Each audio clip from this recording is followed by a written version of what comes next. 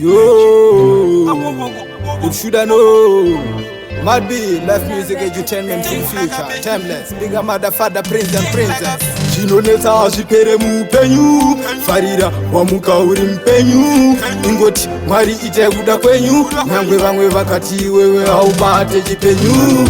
Manya Vasinganeti vachapuwa, simba risingaperi.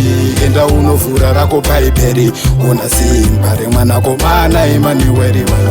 Manya Vasinganeti vachapuwa, simba risingaperi. Enda unovhura rako paiperi, una simba remwanakomana Emmanuel. Usangogunun'una vakoma vanun'una, ingokutsikana na izvo zvanowana.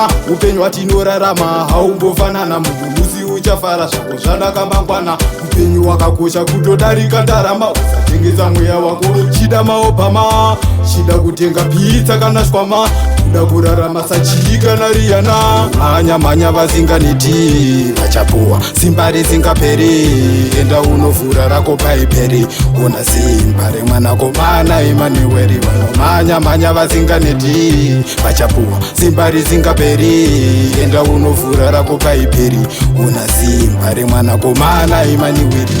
Shanda nesimba nyangwe zvichidzimba, mumwe musi ucharidzwawo manda nemarimba. Aikona kurarama sana shontimba, pazvinhu zvavanhu iwe takarasima. Pinda musango mune vamwe unofima, tora badza rako enda unorima. Muupenyu nokowapa unosima, pika maasla sako panako pakapana. Manya Vasinganeti vachapuwa, simba risingaperi. Enda unovhura rako paiperi, una simba remwanakomana Emmanuel. Manya Vasinganeti vachapuwa, simba risingaperi. Enda unovhura rako paiperi, una simba remwanakomana Emmanuel.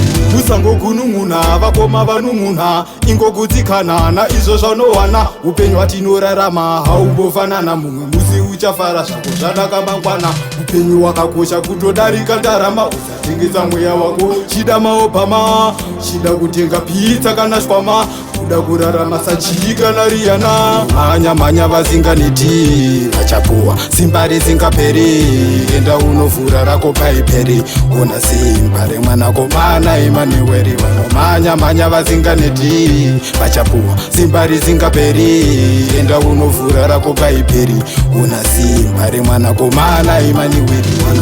Manya Vasinganeti vachapuwa, simba risingaperi. Enda unovhura rako paiperi, una simba remwanakomana Emmanuel. Manya Vasinganeti vachapuwa, simba risingaperi. Enda unovhura rako paiperi, una simba remwanakomana Emmanuel. Manya Vasinganeti vachapuwa, simba risingaperi.